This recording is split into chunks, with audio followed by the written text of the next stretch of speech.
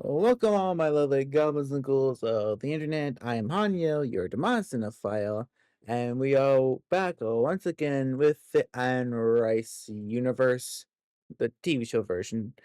Uh, Talamasca, the Secret Order, the third series in the Immortal universe based off the books of Anne Rice at AMC or AMC Plus.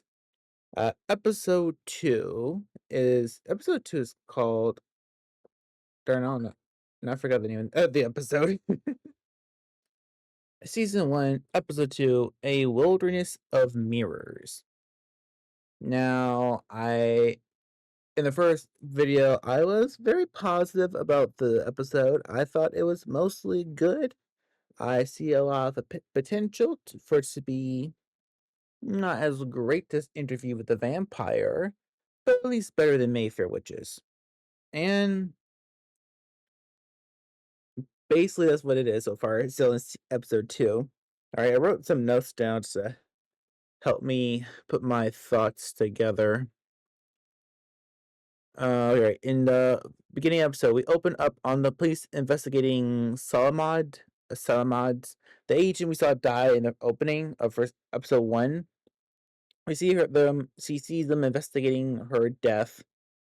So at the police station that's part of the Talamasca gets a hold of all the information and brings it to the leader of the mother house, Owen.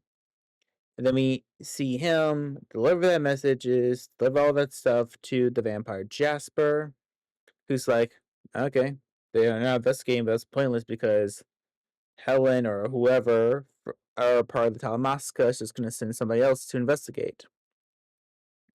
So basically, the scene kind of goes with how I just kind of said, just about the visuals. So it's kind of pointless. Kind of a pointless opening. Not trying to be harsh. I'm still having fun with the show, but besides a few gory shots of the body, some cool gore effects, um, the scene didn't really need to be there. You could just have Owen just telling Jasper, like, yeah, the police don't know shit. And Jasper just says, yeah, but Helen or someone else does at one of the other mother houses, and something's still going to happen. We still got to be on our guard. That's all you really need to say. You didn't really need to have this extra part of them at the train station.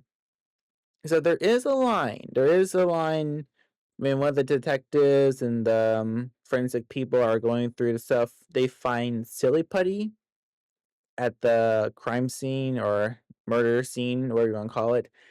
And it seems like a very weird thing just to bring out, like, oh, Silly Putty. So I'm guessing that's going to be an important thing.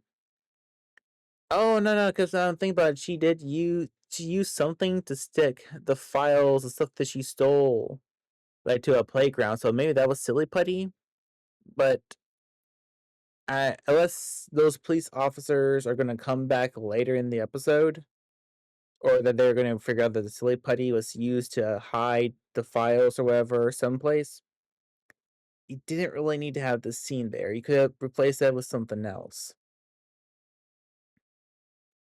All right.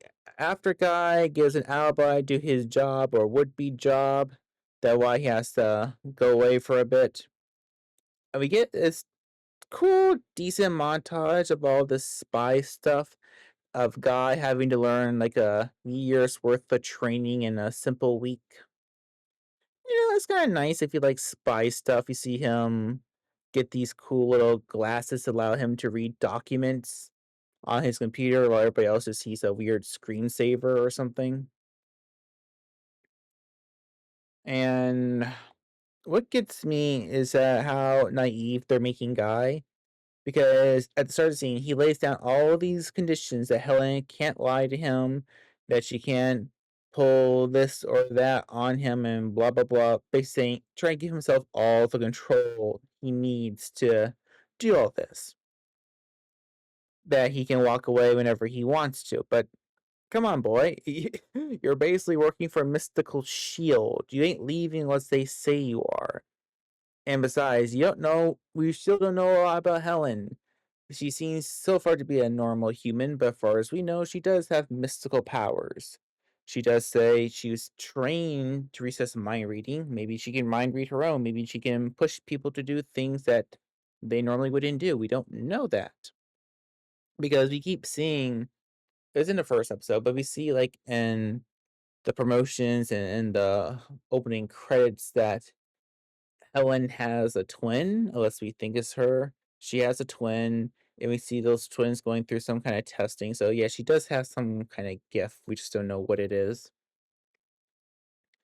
Um, Once again, it's said that guy is an off the books project for the Talamasca, so only Helen and a select few know about him.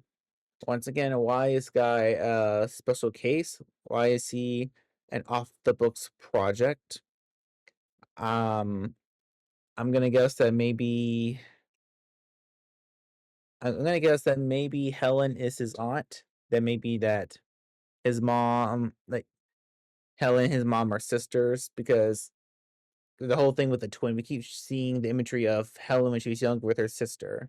So it has to relate to her sister somehow. So that's what I'm guessing. That's what I'm guessing.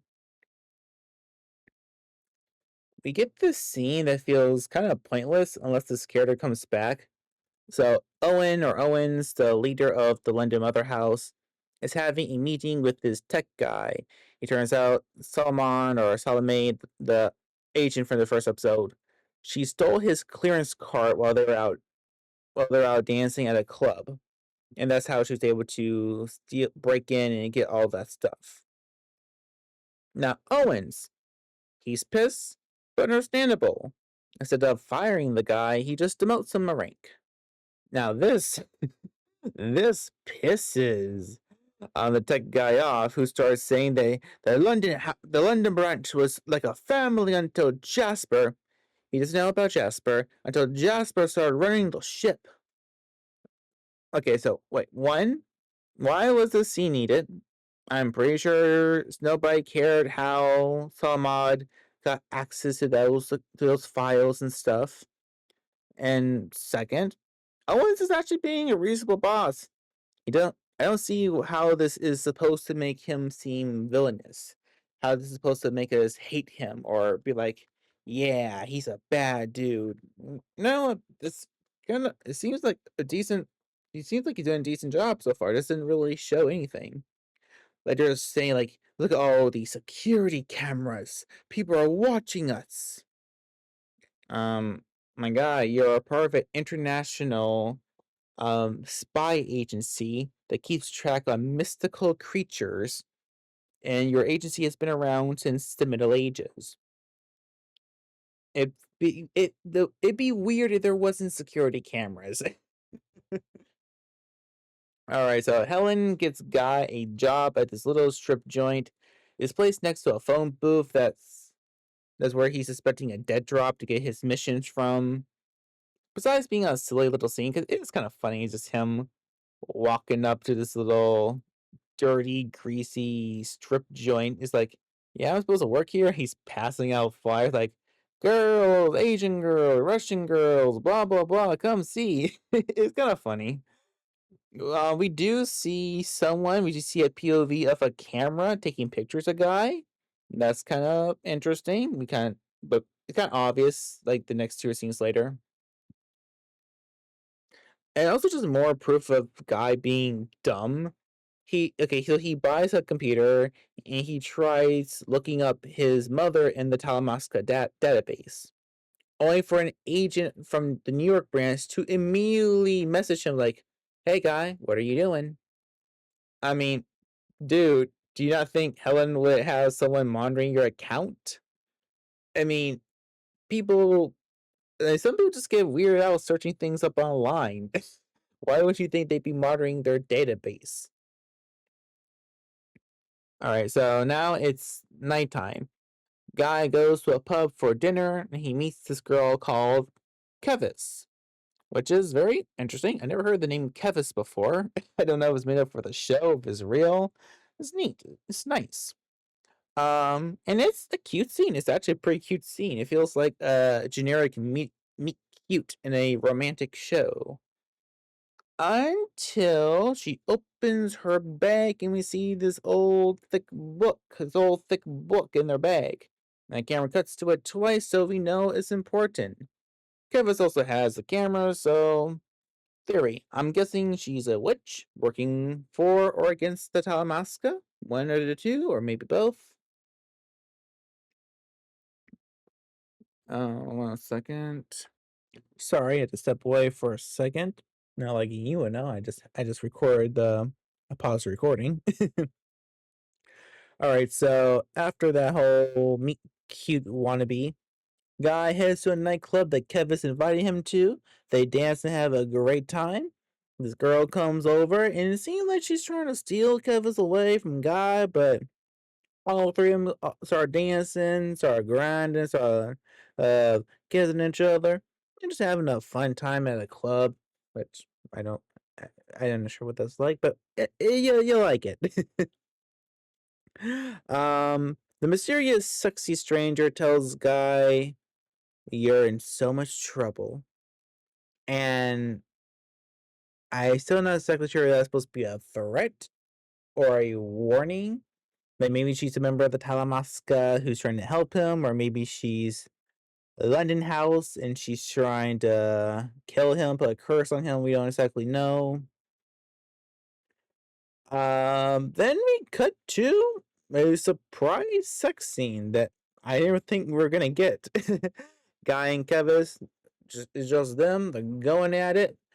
Uh, Sexy stranger, she just disappears, and the scene itself is nothing really explicit, but it's kind of nice to have Anne Rice property be sexy after the disaster that was Mayfair Witches, because Anne Rice she writes a lot of sensuality and sexuality into her books, at least the ones that these three shows are pulling from.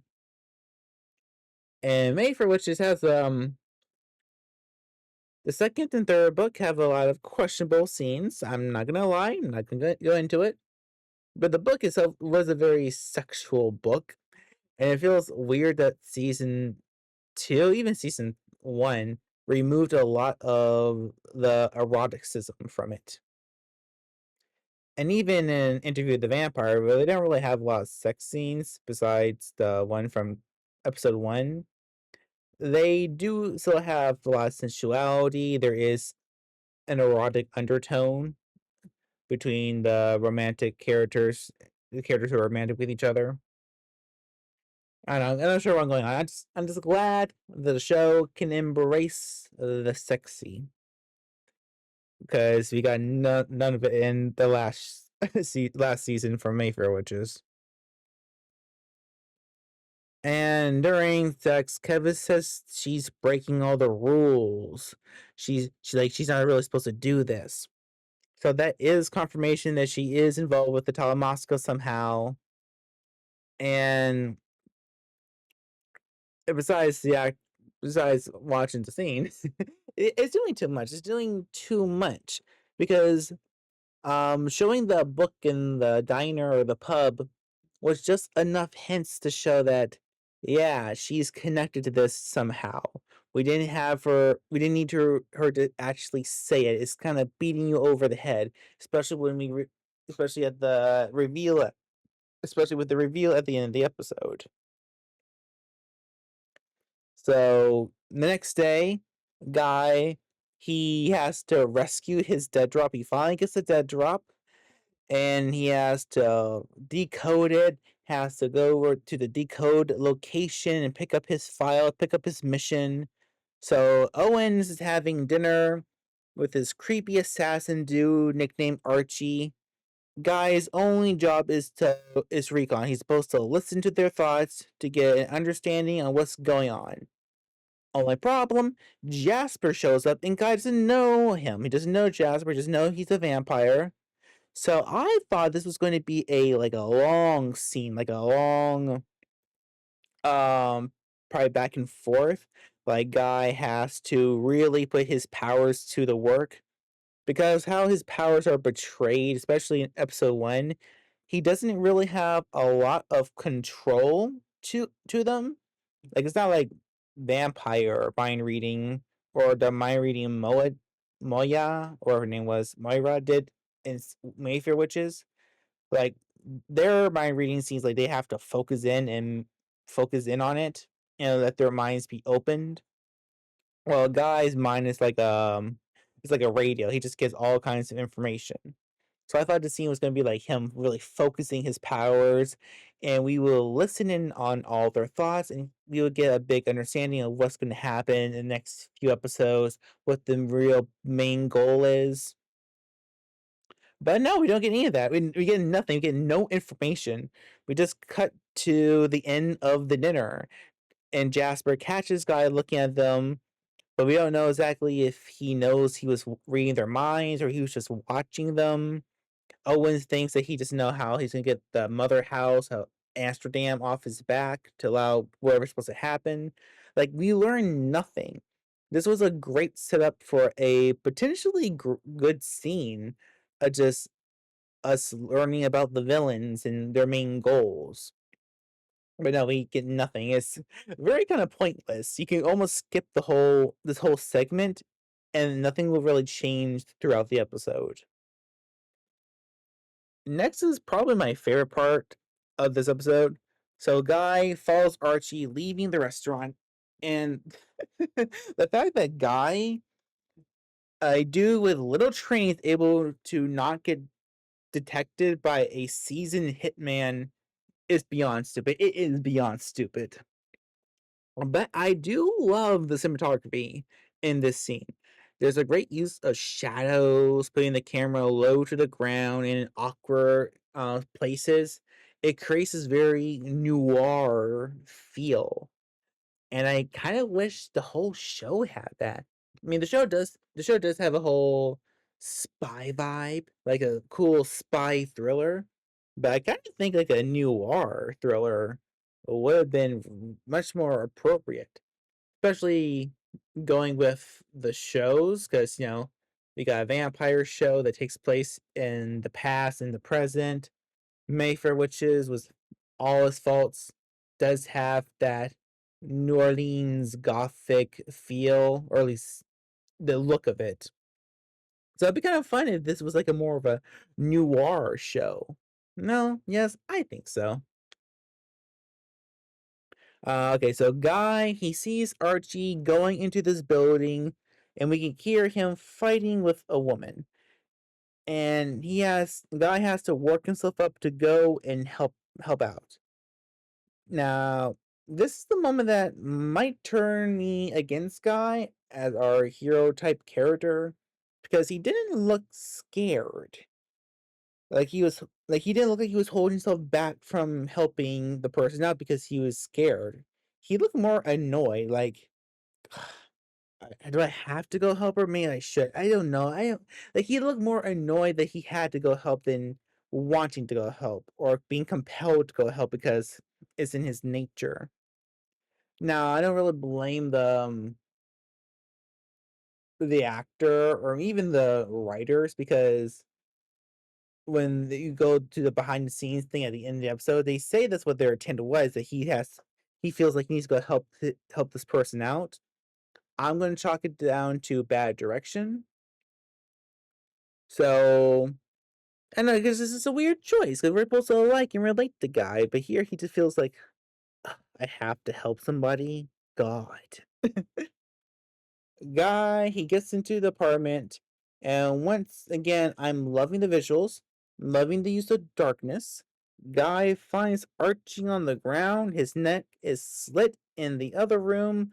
The woman is hanging from the ceiling.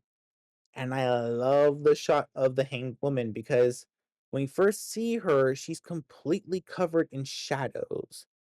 Then the next shot of her is her silhouette in front of a bright window, is great, is haunting, until we learn the identity of the woman, and the murder woman is Kevis, which was actually a good surprise. I was expecting her to be a main character, to be Guy's romantic lead, probably a secondary main character. I was, yeah, I thought she was gonna be around for a while. But then again, in this show, in this world with vampires, witches, and freaks, anything is almost possible. Turns out Archie has just enough life left in him, and he's pointing at Kev's bag and saying, "Book, book, book." But Guy, instead of yelling at Archie, instead of backing away, he comforts Archie as he dies. He comforts the known hitman that just killed a woman he just slept with and was probably developing feelings for.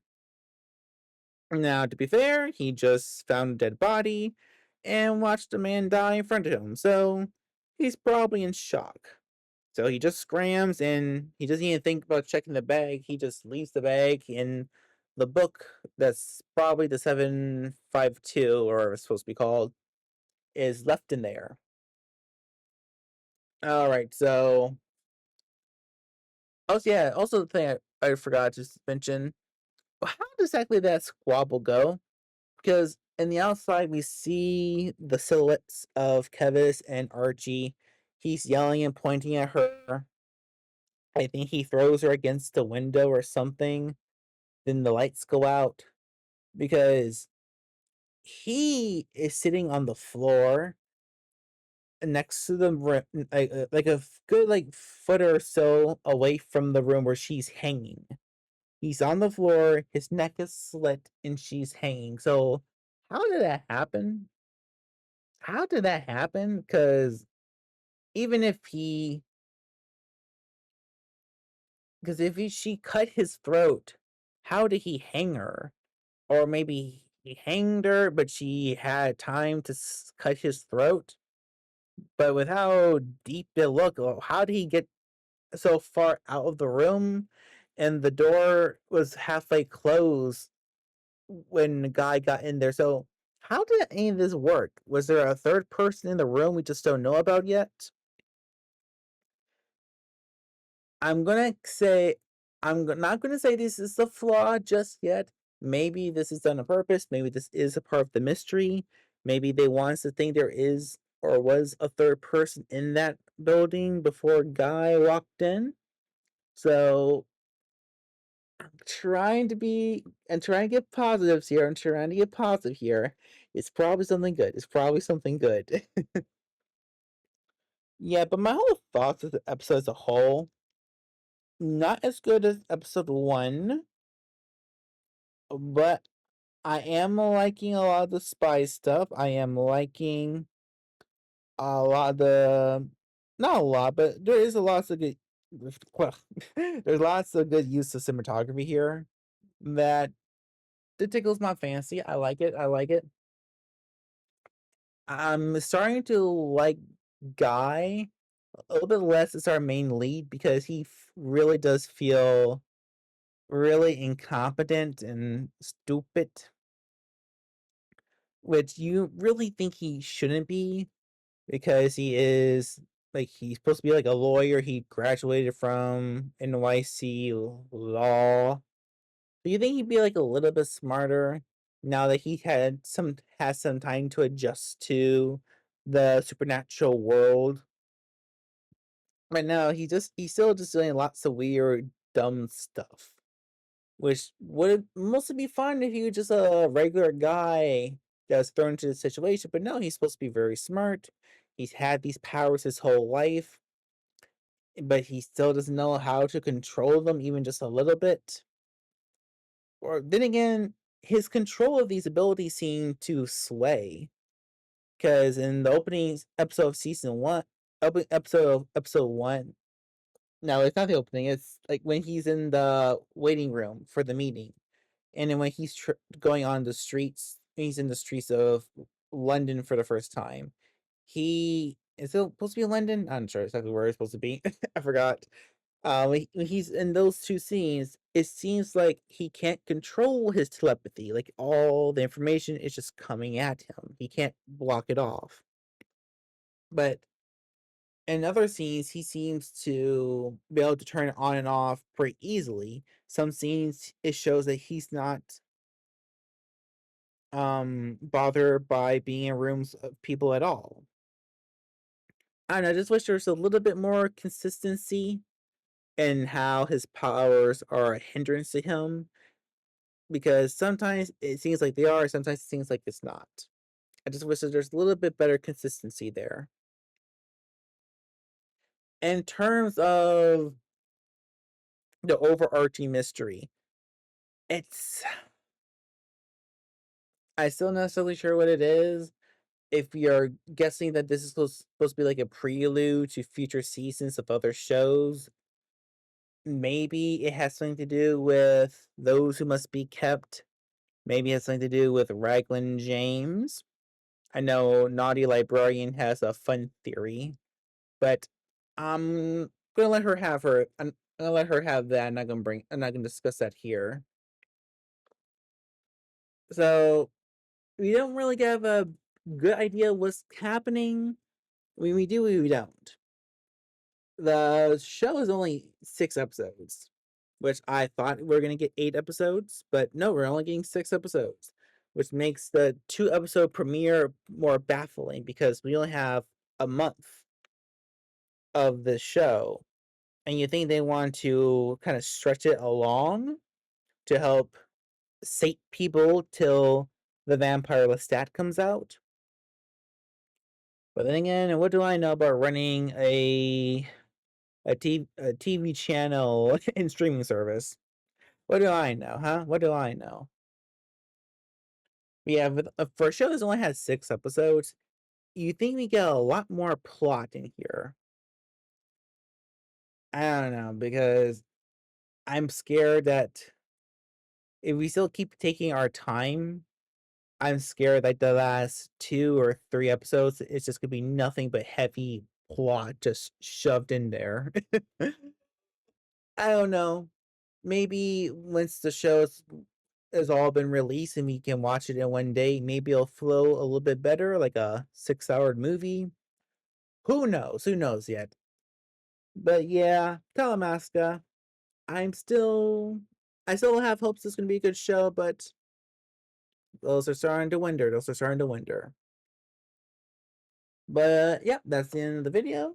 I'll see you all in the next one. Which I'll see you all in the next video or the next stream or whenever you come back to the channel. So I've been Hanyo, your demonic cinephile, and I'll see you all next time. Bye bye.